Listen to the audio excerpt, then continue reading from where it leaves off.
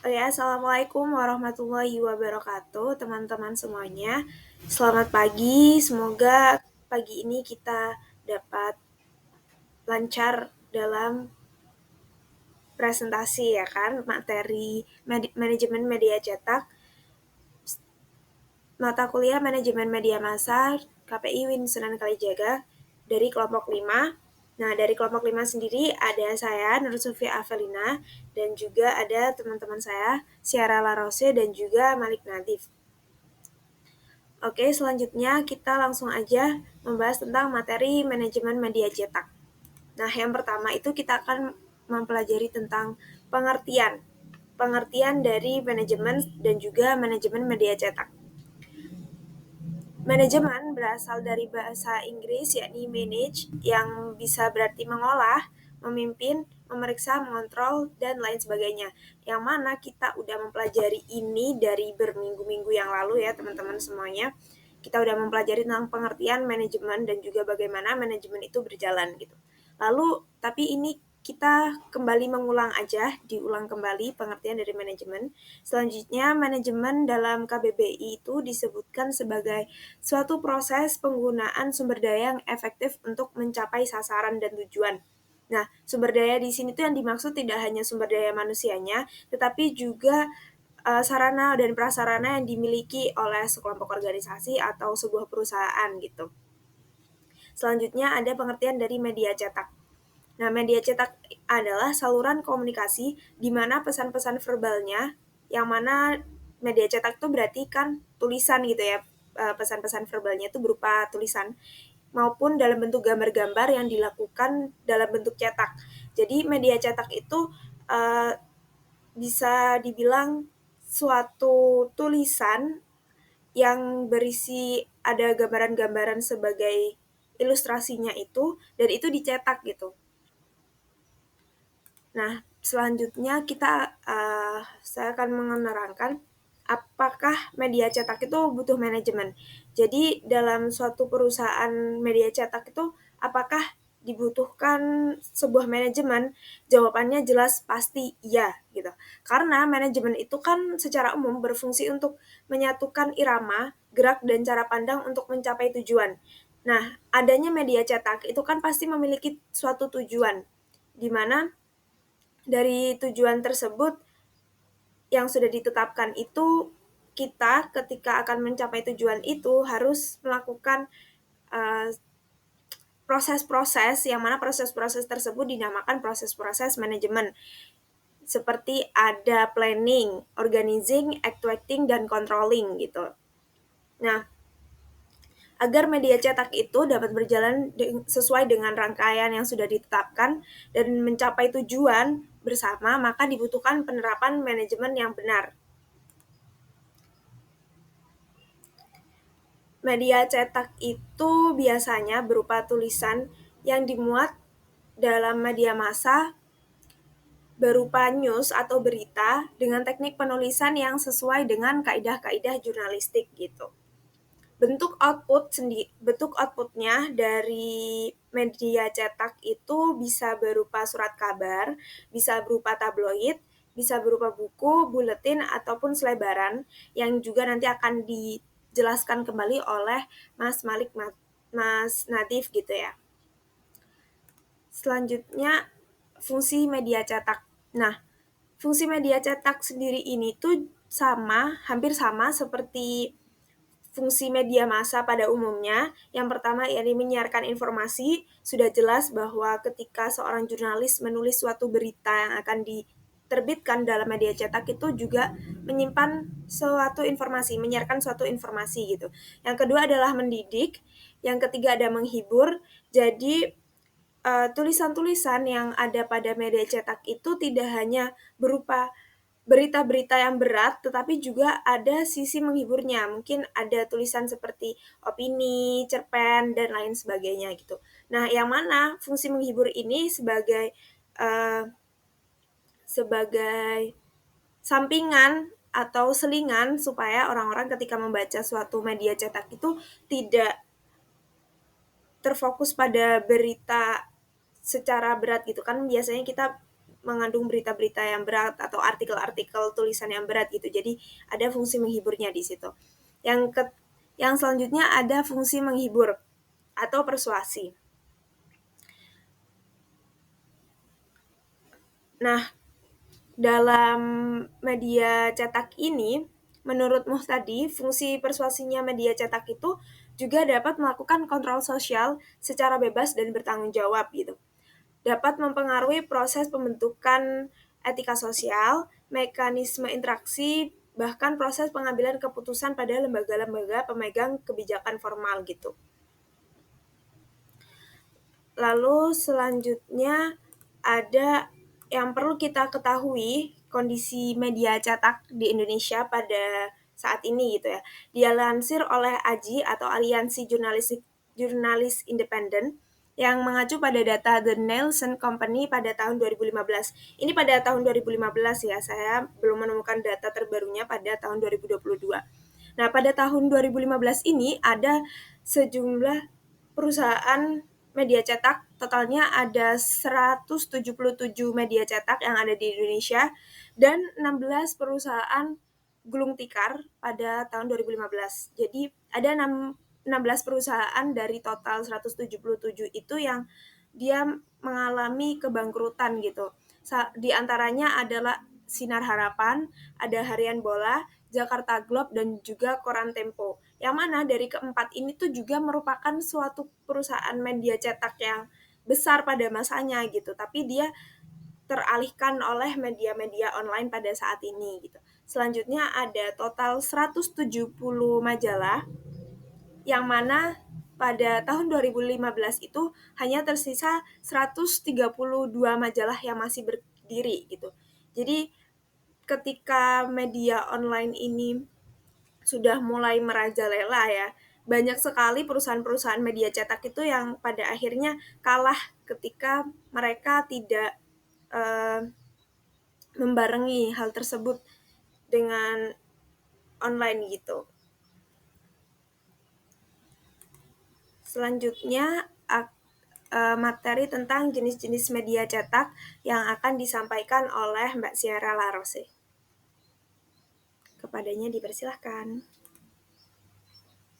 Maaf Mbak Zulfi, itu jatahnya Nazik. Oh iya, maaf, maksudnya jenis-jenis media cetak yang akan disampaikan oleh Mas Nadif.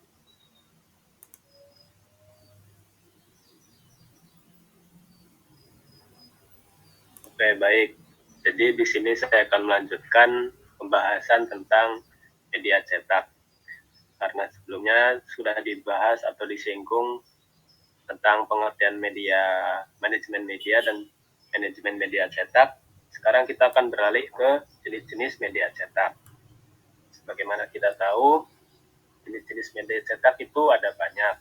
Mungkin seperti gambaran kalian yang mengira media cetak itu adalah media-media seperti koran, majalah, dan sebagainya. Nah, itu tidak sepenuhnya salah. Dari berbagai media cetak yang ada, penulis telah menjabarkan sekitar 6 jenis media cetak yang sering dijumpai di masyarakat. Yang pertama adalah surat kabar. Surat kabar ini merupakan media cetak yang penerbitannya dapat diklasifikasikan melalui jenisnya yang terbagi lagi ke dalam 2 jenis, yakni berupa surat kabar harian dan mingguan, tergantung waktu penerbitannya. Surat kabar harian ini juga bisa terbagi lagi ke dalam beberapa jenis sesuai konteks yang diangkat, mulai dari surat kabar harian nasional, surat kabar harian daerah, serta surat kabar harian lokal. Sementara surat kabar mingguan ini bisa disebut juga tabloid, yaitu surat kabar yang cenderung memuat konten berita yang menghibur. Masyarakat lebih umum menyebut surat kabar sebagai koran, yakni sebuah istilah yang berasal dari bahasa Belanda krant dan bahasa Prancis courant yang merujuk pada makna menggambarkan surat kabar dengan percetakan menggunakan kertas dan diterbitkan setiap hari. Yang berikutnya ada majalah. Hasekaf dalam karyanya pada tahun 1983 menyebutkan bahwa majalah adalah sebuah media publikasi atau terbitan secara berkala yang memuat artikel atau tulisan dari berbagai penulis. Biasanya selain artikel juga tersaji pula beberapa selipan cerita pendek, gambar-gambar, ulasan tentang sesuatu, ilustrasi, dan berbagai fitur menarik lainnya yang mewarnai isi dari majalah tersebut. Karena termasuk dalam media cetak, pesan-pesan yang ada di dalamnya bersifat permanen dan publik. Dan publik itu maksudnya dapat mengatur tempo dalam membacanya. Sama halnya dengan surat kabar, majalah juga terbagi menjadi beberapa jenis sesuai waktu terbitannya, seperti majalah mingguan, majalah tengah bulanan, majalah 2 bulanan, dan majalah tribulanan. Yang selanjutnya ada tabloid. Tadi sudah disinggung bahwa tabloid itu merupakan salah satu jenis surat kabar. Hanya saja berbeda. Tabloid ini memiliki skala yang lebih kecil. Istilah tabloid biasanya dikaitkan dengan penerbitan surat kabar reguler non-harian atau tidak terikat waktu terbitan yang rutin. Tabloid juga cenderung berfokus pada tema yang lebih santai, terutama masalah pesohor, olahraga, kriminalitas, dan lain sebagainya. Yang selanjutnya ada buku. Buku sebagai media cetak yang paling umum namun spesifik dalam mengabarkan suatu informasi, yakni sebuah kumpulan kertas yang dijilid menjadi satu dengan tiap lembar dapat memuat suatu tulisan dan gambar. Setiap sisi dari sebuah lembaran kertas pada buku disebut halaman. Nah, buku ini telah dikenal sejak dahulu sebagai sumber informasi terbaik.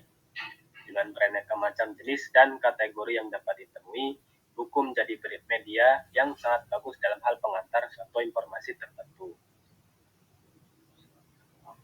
Media cetak, jenis media cetak selanjutnya ada brosur. Nah, brosur ini merupakan selembaran pengumuman atau informasi tak berkala yang biasanya terbit sekali jilid, memuat satu pembahasan informasi saja, dan biasanya cenderung berfokus pada literatur promosi, baik itu sebuah produk, acara, lembaga, maupun komunitas atau organisasi. Yang terakhir ada buletin.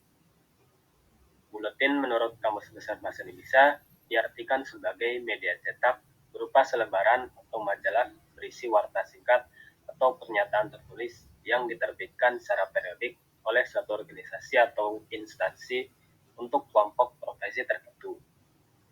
Dalam arti lain disebutkan, buletin merupakan siaran kilat resmi tentang perkembangan atau hasil-hasil penyelidikan biasa. Bisa itu sebuah pertandingan, keadaan cuaca, dan sebagainya. Sementara Wijaya sendiri mengatakan buletin merupakan salah satu media komunikasi visual yang berbentuk kumpulan lembaran-lembaran atau buku-buku yang diusahakan secara teratur oleh suatu organisasi atau instansi tertentu. Dalam suatu buletin dimuat pernyataan-pernyataan resmi dan singkat untuk publik.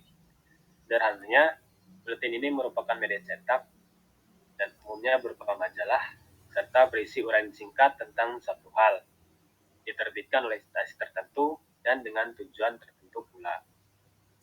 Sekiranya jenis-jenis media cetak yang bisa saya sampaikan, kurang lebihnya mohon maaf, saya kembalikan kepada moderator.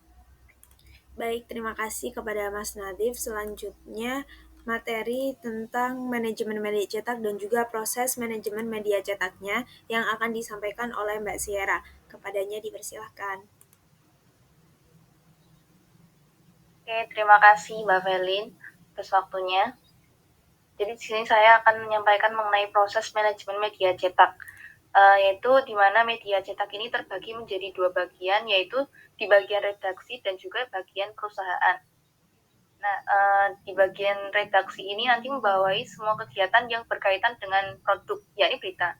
Nah, mulai dari rencana peliputan, pencarian berita, pengolahan data, dan juga perencanaan tampilan. Nah, sementara di bagian perusahaan berkaitan dengan sirkulasi dan bisnis perusahaan. Jadi di manajemen media cetak ini nanti gambaran tugas dari organisasi ini, yang pertama ada pemimpin umumnya, yaitu yang bertanggung jawab atas keseluruhan jalannya penerbitan pers, baik ke dalam maupun keluar. Lalu yang kedua ada pemimpin redaksi, di mana pemimpin redaksi ini bertanggung jawab terhadap mekanisme dan aktivitas kerja keredaksian sehari-hari, di mana ia mengawasi isi seluruh rubrik berita massa yang dipimpinnya. Ia bertindak sebagai jenderal atau komandan yang perintahnya atau kebijakan harus dipatuhi bawahannya. Dan juga pemimpin redaksi ini nanti bertanggung jawab atas penulisan dan isi tajuk rencana yang merupakan opini dari redaksi. Nah, yang ketiga itu ada redaktur, di mana redaktur ini editor sebuah penerbitan pers, biasanya lebih dari satu. Nah, tugas utamanya adalah melakukan editing atau penyuntingan, di mana aktivitas ini penyeleksian dan perbaikan naskah yang akan dimuat atau disiarkan. Disiarkannya ini di internet ataupun di media cetak ini. Terus yang keempat itu ada redaktur pracetak. Nah, redaktur pracetak ini setingkat dengan redaktur editor. Dia bertanggung jawab menangani naskah yang siap cetak dari para redaktur. Lalu yang kelima itu ada reporter, di mana reporter ini di bawah para editor. Mereka merupakan prajurit di bagian redaksi, mencari berita lalu membuat atau menyusunnya. Yang mencari berita ini adalah merupakan tugas pokoknya. Lalu yang keenam itu ada fotografer. Nah, fotografer atau wartawan juru potret ini tugasnya mengambil gambar peristiwa atau objek yang lagi terjadi di tempat-tempat itu untuk melengkapi tulisan berita yang dibuat oleh wartawan. Ia merupakan mitra kerja yang setara dengan wartawan tulisan. Juga nanti dia ini menyampaikan informasi atau pesan melalui gambar yang dia potret. Lalu yang ketujuh itu ada koresponden. Selain reporter, media massa biasanya memiliki pula koresponden, yaitu wartawan yang ditempatkan di negara lain atau di kota lain di luar wilayahnya. Nah, yang selanjutnya itu atau yang terakhir ada kontributor atau penyumbang naskah atau tulisan secara struktural, tidak tercantum di dalam struktur organisasi redaksi, tapi dia terlibat di bagian redaksi secara fungsional. Nah, kontributor ini terdiri dari penulis lepas, yang kedua ada kolumnis, yang ketiga ada karikaturis, yang keempat ada wartawan lepas, dan yang kelima ada wartawan pembantu.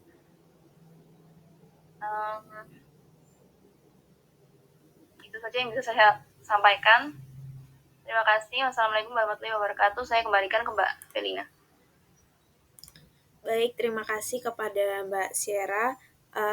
Sekian presentasi dari kelompok 5 mengenai manajemen media cetak. Selanjutnya, apabila teman-teman ada pertanyaan, bisa langsung di grup saja ya. Sekian dari kelompok 5. Wassalamualaikum warahmatullahi wabarakatuh.